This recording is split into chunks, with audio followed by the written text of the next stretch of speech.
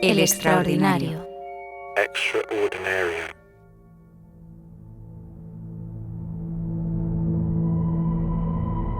Desde la carretera, un convento destrozado, un bar en ruinas o una gasolinera tapiada transmiten tristeza, decadencia y abandono. Pero su interior es una mina de historias para los arqueólogos. Ave María Purísima. Porque los arqueólogos no solo excavan y recopilan objetos, los arqueólogos también se dedican a imaginar. Le lleno el depósito, caballero. Reviven la historia a partir del rastro que dejaron las personas que pasaron por allí antes. Abuelita, ¿cómo cortaico anda? Y ese rastro puede ser un ticket de compra, una cartilla, una foto, una cruz o un anillo. Materia descompuesta y desordenada. Casetes, Pareja, muy puteros, siempre esperando. cas limón, senteras, no, puteros. Que el arqueólogo tiene que recomponer para construir sus historias. Todo esto te permite calibrar no solo la cronología, sino también el mundo sensorial, que es lo fundamental dentro de un puticlub, ¿no? Pero antes de seguir recomponiendo el pasado de los puticlubs abandonados, volvamos un momento al descampado de Rivas Vacía Madrid, porque allí nos espera Alfredo, para seguir imaginando en un lugar desolado. Si yo estuviese aquí, un ser invisible aquí de pie, el año 38, aquí el ruido, los sonidos serían muy distintos a lo que vemos ahora, ¿no? Pero un segundo. Voy a parar la grabación para hacer un inciso. Cuando hago esta pregunta, mi imaginación me lleva a pensar en metralletas, granadas de mano, avionetas lanzando bombas.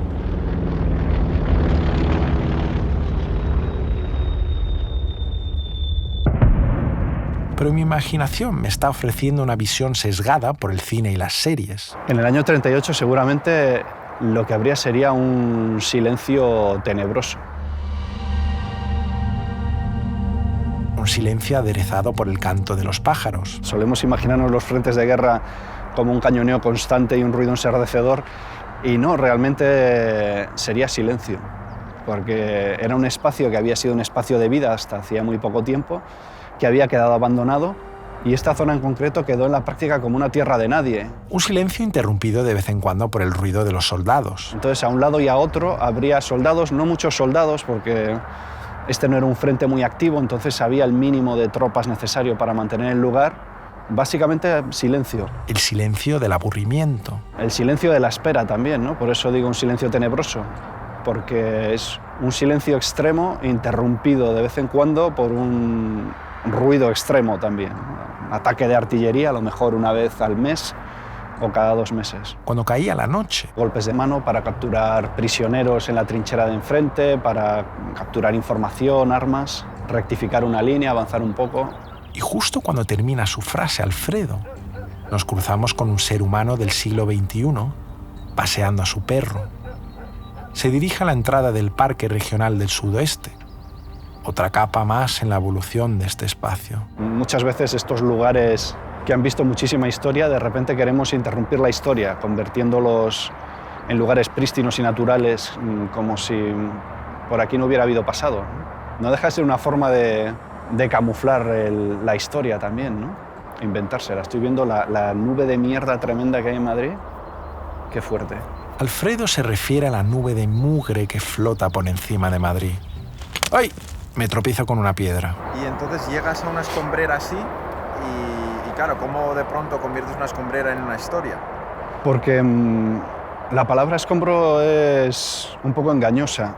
Los escombros son una cosa muy interesante. Suelen ser muy variados, porque los escombros no dejan de ser los restos de casas, de edificios, y por lo tanto los restos de una vida o de varias vidas. Y entre los escombros siempre aparecen cosas interesantes. Cuando Alfredo excavó aquí con su equipo en 2018... empezamos enseguida a encontrar restos que no eran simplemente ladrillos y tejas, sino empezaron a aparecer trozos de cerámica, de baldosas decoradas. Y una de las cosas interesantes de la arqueología es encontrarse cosas que en principio no deberían estar ahí, que no parece que tengan lógica.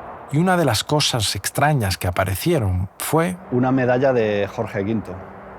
del rey de Inglaterra. El monarca que gobernó Reino Unido entre 1910 y 1936. Y lo primero que pensamos es que la había traído un brigadista británico, porque en esta zona estuvieron luchando las brigadas internacionales en 1937. Pero también es verdad que no encajaba mucho un brigadista internacional que venía a luchar por la República con una medalla de un rey británico, ¿no? Y después, investigando un poco más, resulta que no son muy extrañas las medallas de Jorge V en España. No sabemos por qué, la verdad. Pues se puso de moda, igual que supongo que habrá merchandising de Lady Di, pues en 1900 alguien decidió comprarse una medalla de Jorge V. Es una historia inconclusa. Alguien en Vaciamadrid, a principios del siglo XX, llevaba una medalla de un rey inglés.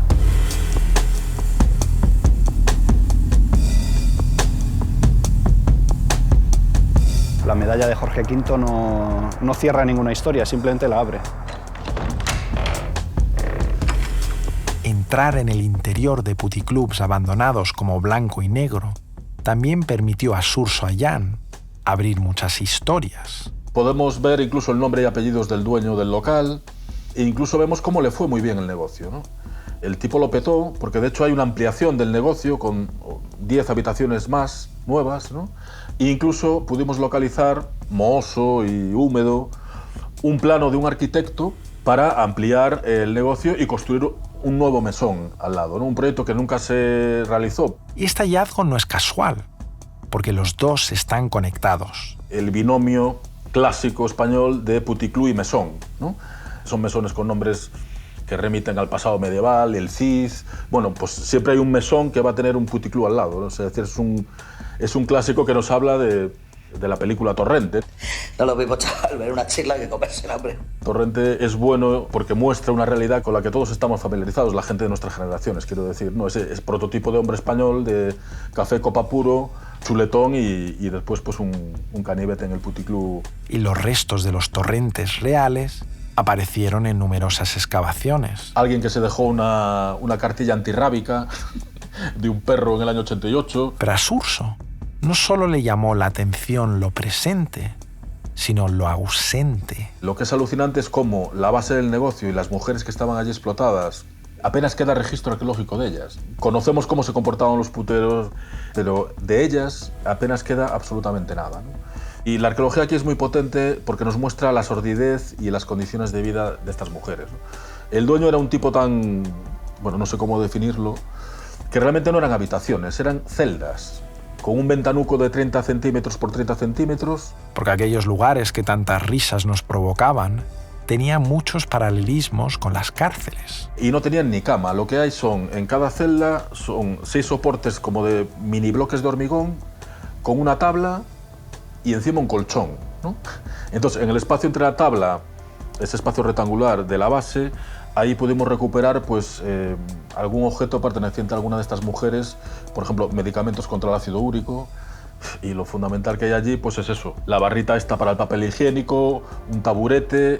Para acceder a los pasillos, a las celdas, había que pasar por la cocina, ¿no?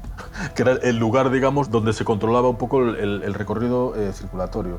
Las paredes son realmente de por spam y veías las estrellas, es decir, con uralita, bueno, auténtico lumpen. O sea, la inversión fue cero, ¿no? Inversión mínima, beneficio máximo.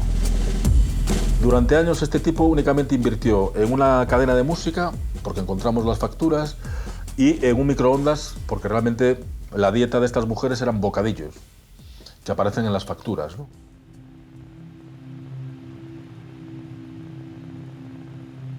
Igual esto era una excepción. Igual los demás puticlubs abandonados cuidaban más las instalaciones y las mujeres que trabajaban allí. Veamos lo que encontró Ayán en la siguiente excavación. A unos 40 kilómetros al norte de Ponferrada, se construyó en 1982 la central térmica de Anllares. Y hace solo unos años, la central fue derribada. Entonces es realmente impresionante cómo toda una central térmica, construida en el año 82, que yo tenía 6 años, ¿no? Y ya a día de hoy ha desaparecido, ¿no? Desapareció todo, o casi todo. En el páramo que ocupa apenas queda un pequeño edificio en pie, se ha derribado todo con dinamita, pero en medio de la nada queda lo que en Galicia llamamos un pendello, ¿no? Que es una especie como de estructura rectangular hecha con bloques de hormigón de muy mala factura. Y este lugar era el puticlub que se construyó probablemente en el año 78 durante las obras de la térmica, para dar servicio, digamos, a toda esa masa obrera, ¿no? En el edificio encuentran dos fases constructivas. La primera fase se corresponde con un salón, simplemente es una mesa longitudinal, e incluso hay una especie de chimenea en la esquina, en plan chimenea francesa. O sea, es decir, estamos en esa transición del mundo rural tradicional con influencias de la migración, que ahí hubo mucha migración a Suiza, a Bélgica y a Francia, ¿no? Y entonces vemos que realmente el puticlub después tenía sus pasillos con sus habitaciones, pero realmente era un espacio muy, muy familiar, ¿no? En ese sentido, ¿no?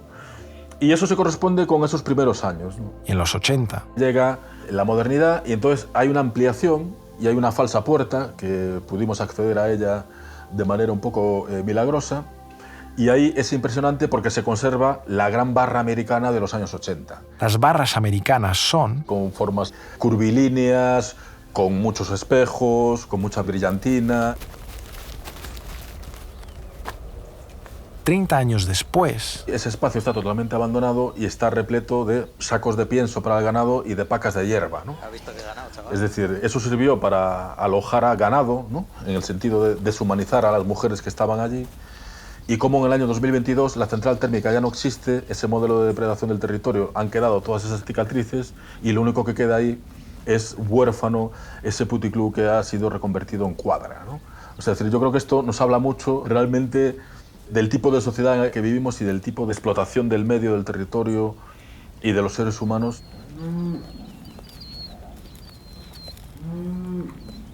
una cuadra rodeada de escombros.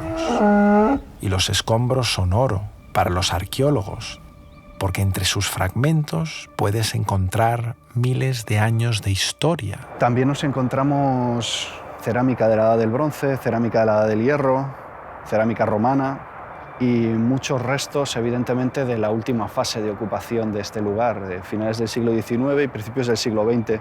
Seguimos encontrando restos de vida en un descampado de Rivas-Vaciamadrid. Este tipo de loza de color amarillo que me acabo de encontrar se pone muy de moda en la primera mitad del siglo XX en España. Y nos lo encontramos en cantidad de sitios. Aparecen los basureros de Madrid, aparece aquí, aparecen los destacamentos penales que excavamos en las afueras de Madrid, de época de Franco, y debía ser un poco como la vajilla del Ikea ahora, que estaba en todas partes, se puso de moda y debía ser bastante feo. Seguimos imaginando en este espacio aparentemente muerto. Este es uno de los ladrillos del ayuntamiento y tiene un detalle interesante, y es que se ven las marcas del tejero. Los ladrillos tradicionales se hacían con un molde. Y el molde ayuda a alisar, pero en este caso, el ladrillero dejó las huellas de su mano bien marcadas. ¿Crees que puedo ser un acto de expresión suya, decir, aquí estoy yo? ¿Por qué no? Las cuevas de Altamira. Sí, ¿no? Es una forma de dejar tu huella en tu trabajo. Y es interesante porque qué distinto es de los ladrillos actuales. La textura es como mucho más orgánico, más irregular. Y el hecho de que se pueda ver la huella del trabajo, las manos del quien lo ha hecho, ¿no? Es completamente distinto a las cosas que fabricamos ahora, donde no queda esa huella del trabajo, no queda la memoria. Parece que las cosas surgen de la nada, que no hay nadie detrás. Aquí estoy yo. Aquí pervive mi recuerdo en un descampado de Rivas-Vaciamadrid. Las ruinas se prestan a eso, a continuar vivas, o no sé si viva es la palabra, pero sí en ese estadio crepuscular que no es ni vida ni muerte, ¿no? Siguen pasando cosas.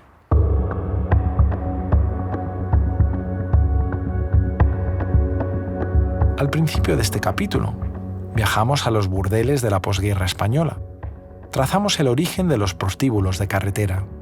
Parecería que la historia de los puticlubs acabó con la muerte de muchas carreteras nacionales, pero nada más lejos de la realidad, porque los puticlubs se adaptaron perfectamente a esta nueva España de autovías y autopistas. Mi colega Carlos Otero y yo pues hemos identificado claramente una isócrona, ¿no? Una isócrona quiere decir que siempre va a haber un gran puticlub a día de hoy a 15 minutos exactos de una gran capital y siempre vinculado a una rotonda que permita los accesos y la rapidez en el movimiento, ¿no? Y las mismas dinámicas que ocurren con la España vaciada pasan con los puticlubs. Hemos establecido incluso modelos predictivos de localización de puticlubs que no fallan, ¿no? Entonces, en esta nueva fase pospandémica del capitalismo, lo que priman son ya grandes recintos en los que se concentra la actividad.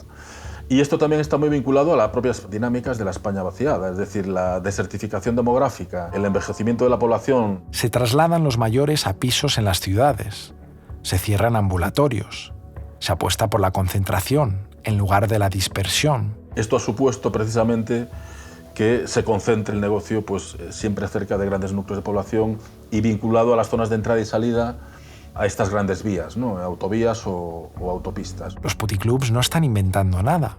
Están imitando las estrategias de grandes superficies como Leroy Merlin, Decathlon o Alcampo. En la cuenca del río Sil, entre el Bierzo y Galicia, estaba trufado de puticlubs en los años 80 y principios 90, y a día de hoy lo que hay son 3 grandes nodos de localización de puticlubs, ¿no? Aunque a la vez que se concentra, también hay una vuelta a las casas. El modelo a domicilio también tiene su reflejo en la prostitución. Prima la inmediatez, es algo que te puedes llevar a tu casa. Ya no tienes que ir a una edificación, a un lugar concreto para consumir, ¿no? Ese tipo de productos. Estamos ante una paradoja. Antes se ofrecían estos servicios sin ningún tipo de complejos. Nosotros llegamos a identificar incluso una escala cromática que identifica un puticlub, ¿no? Porque hay edificios que uno puede tener la duda cuando pasa, pero hay una serie de colores, evidentemente el rojo, pero también un violeta un poco difuso o el azul así celeste, que son característicos de este tipo de negocios. Mientras que ahora sí que había una cierta estrategia consciente de visibilizar esas edificaciones, ¿no? Y eso sí que se ha borrado por completo hasta el punto que a día de hoy uno puede conocer los apartamentos o las casas en las que se ejerce prostitución, ¿no? Pero realmente está como, bueno, ya camuflado dentro, ¿no?, del mundo urbano. Puede que haya menos risas en la tele. Sin embargo, el negocio sigue tan extendido como antes. La prostitución no solo se ha beneficiado de las autopistas, aprovecha también las conexiones aéreas internacionales. El 85% de las mujeres que son prostituidas en España son de origen extranjero, ¿no?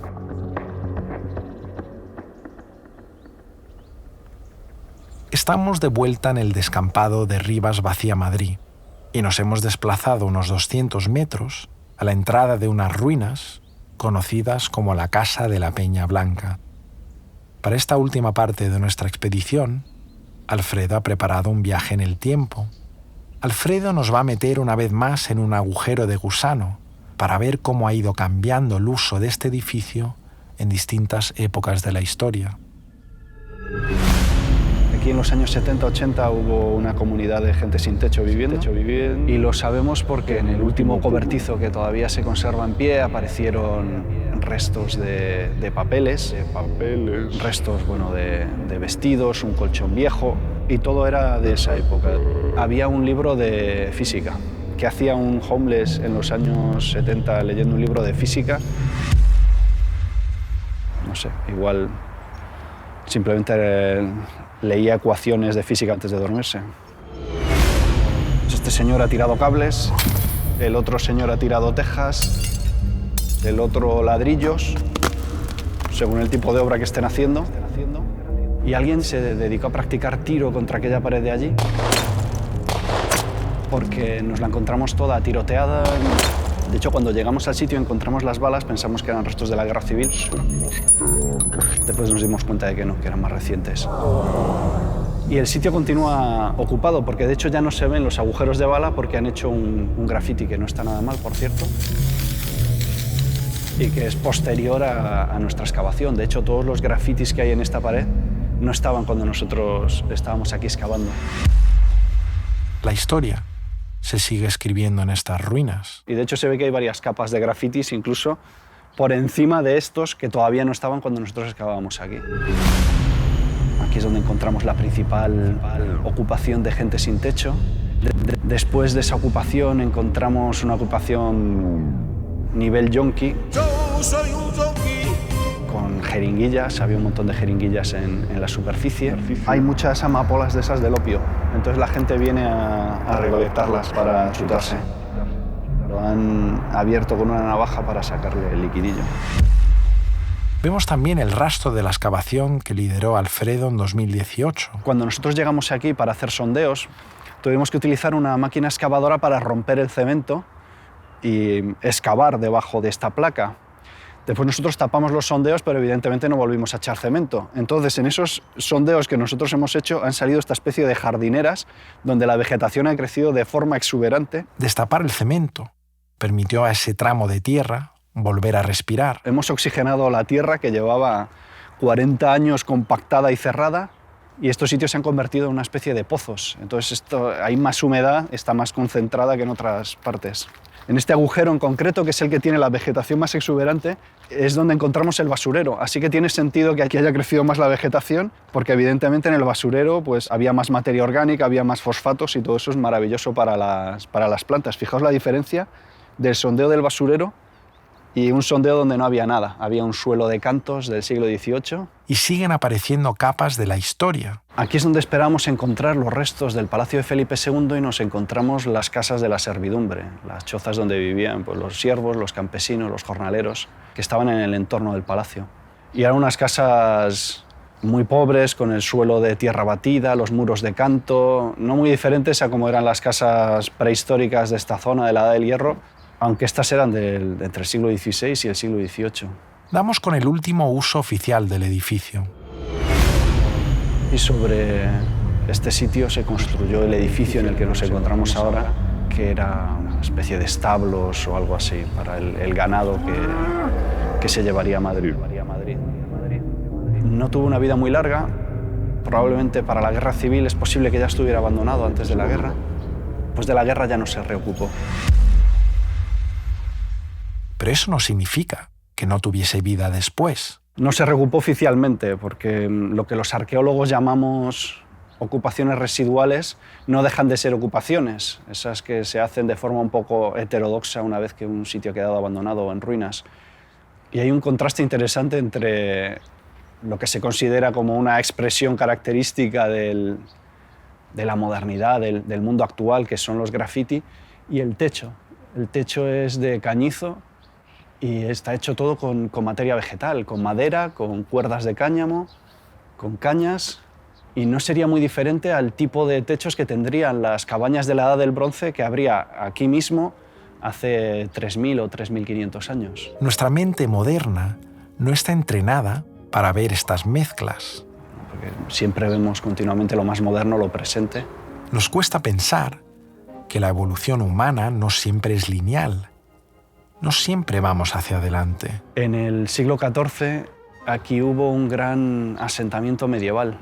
También, inevitablemente, pensamos siempre en términos lineales, la historia como una historia de progreso, y se basa en nuestra propia experiencia, en la cual vemos cómo ahora nuestro mundo es más complejo tecnológicamente, más desarrollado tecnológicamente de lo que era el mundo de nuestros padres o de nuestros abuelos. Pero el caso es que esta aldea medieval del siglo XIV, en términos puramente materiales, era menos desarrollada, menos compleja que la villa romana que había habido en el mismo lugar 1000 años antes. Estamos hablando de una aldea donde no había casas de piedra. La gente vivía en chozas de madera y de paja. Era un espacio abierto y seguramente se utilizaba de forma estacional, un poco al modo trashumante, por el tipo de restos que han aparecido. A veces, la modernidad borra nuestra capacidad de imaginar el pasado. Claro, ahora las ciudades en realidad son ciudades amnésicas, porque están continuamente destruyendo su pasado, destruyendo su memoria. Cuando uno ve la construcción de un edificio nuevo en cualquier ciudad, lo primero que hacen es excavar 3, 4, 5 metros por debajo de la superficie para cimentarlo, o más si están construyendo un parque, en un garaje. Eso quiere decir que todo lo que había en ese momento, hasta ese momento allí, desaparece. Y a veces son restos que van hasta el Paleolítico o épocas prehumanas, eras geológicas. Y esto no pasaba hasta hace muy poco tiempo. De hecho, el cambio empieza a finales del siglo XIX, que es cuando se empiezan a hacer estas cimentaciones en profundidad y se empiezan a hacer los muros de hormigón armado. Hasta ese momento los edificios no necesitaban mucha cimentación y eso es lo que permitía que las ciudades conservaran esa memoria en forma de estratigrafía.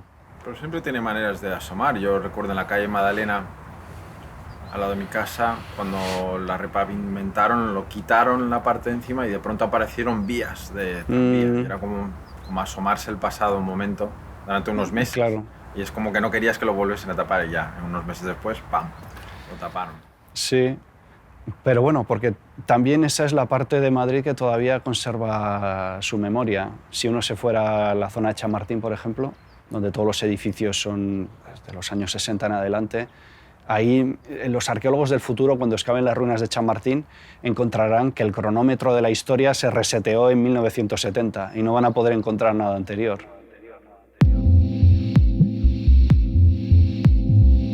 Y eso es precisamente lo que Sursayán no quiere que se borre de nuestra memoria, porque los puticlubs de carretera no fueron un fenómeno minoritario. Estamos hablando de un fenómeno a escala industrial, es decir, hay estimaciones que hablan que en España hay unos 1.600 puticlubs, en ruinas, abandonados, lo que sea. Y Ayán está convencido que son muchos más, porque apenas se ha estudiado. Cualquier ayuntamiento de Galicia que tiene más de 300 ayuntamientos, vas a encontrar al menos una ruina de los años 70, 80 o 90, ¿no? Y por eso son tan importantes los restos arqueológicos.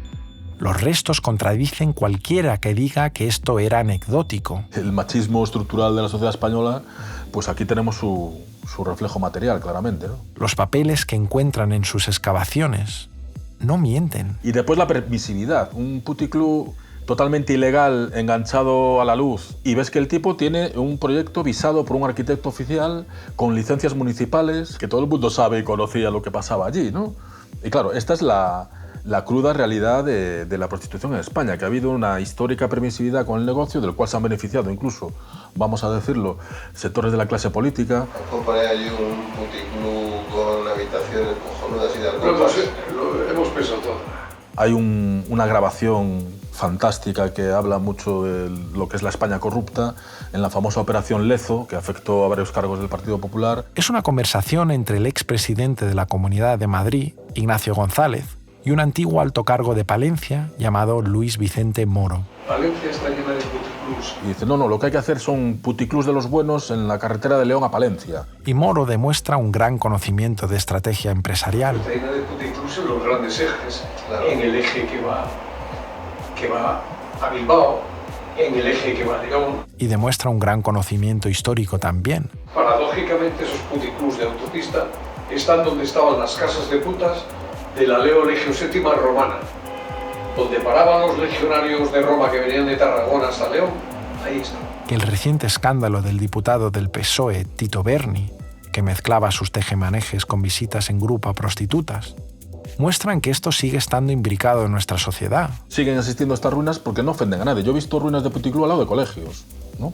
Y ahí siguen con forma de castillo, bueno, con distintas escenografías, pero se ejercía la prostitución al lado de los colegios y aquí no pasaba absolutamente nada. Supongo que algún padre que llevara al niño al colegio, pues de paso ya se pasaría por el puticlub. A Sursayán le gustaría que estas ruinas sirvieran como lugares de concienciación para que los puteros del futuro dejen de serlo. Antes que llevar a los niños y a las niñas a las médulas o a ver un yacimiento Astur, yo creo que tenían que ir a este museo al aire libre, realmente, porque es un recurso didáctico de primer orden para mostrar lo que se le hace a estas mujeres o lo que sus familiares, sus padres, sus abuelos, sus tíos o ellos mismos algún día pueden llegar a ser cómplices, ¿no?, de todo este fenómeno de esclavitud.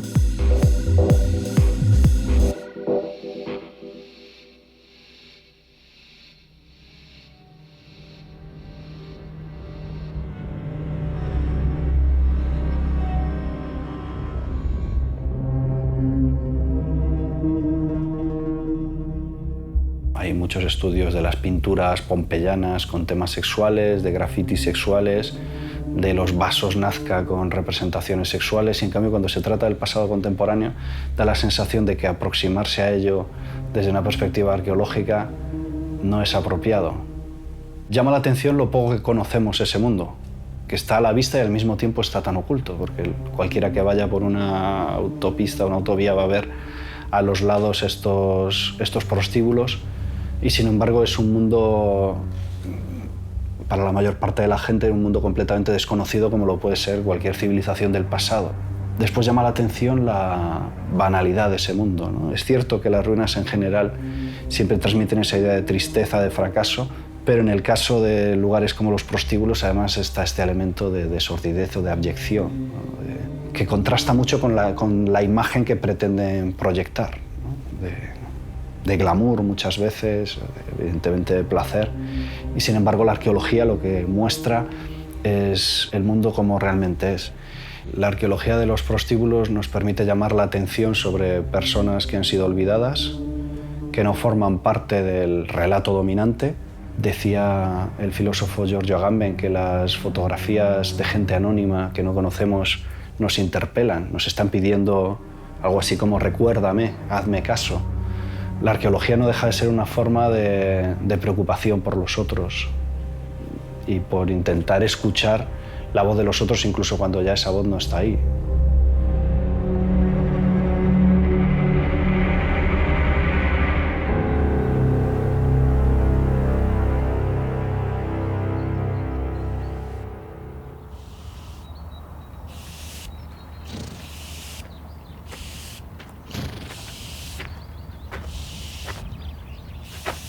Hey, Andreu, ¿qué haces aquí? Pues con mi caballo, mimando a mi imperioso. ¿A que sí, bonito? ¿A que sí? Toma, cómete una zanahoria, cariño. Ah, sí, cómete la zanahoria. Muy bien. Me había asustado. Me había dicho Marc que... A ver, ¿ahora qué quieres? Nada, que tienes que hacer los créditos. No, mira, ya te dije que pasaba. Que con 2 veces que me dejara sin créditos ya tenía suficiente. Además, mi posición es firme y no me vas a hacer cambiar de ¿Un opinión. delicioso huevo Kinder? Bueno, venga, por un huevo Kinder sí va. Vale, pues te dejo con la faena. Voy a hacer una puerta en mitad del... Pues venga, va. A ver, Marcus H., el que dirige esta movida. Alfredo González Ruibal, el tío que se dedica a desenterrar cosas. Andreu Quesada, el del sonido, presente. La que dice si está todo bien escribido, Marabat. La que lo mueve por redes, Marina Alonso Carriazo. La que lo organiza todo, Flor Amarilla. Los que ponen la música, Conga Music. Ah, sí, y los de los cuadros raros en colección solo, David Cantoya y Óscar Hormigos. Andreu, un poquito flojos, ¿no? Marcus, ¿sabes que ahora estás en mi mundo y que puedo transformar a este caballo en un león? En una serpiente cascabel súper mortífera. O en un monstruo que a mí se me antoje y que tengo absoluto control sobre ellos. Tío, yo solo decía que... Mira, ¿sabes qué? Ataca. ¡Por favor! Bienvenidos al mundo de la edición de audio. Joder, estos huevos están cojonudos.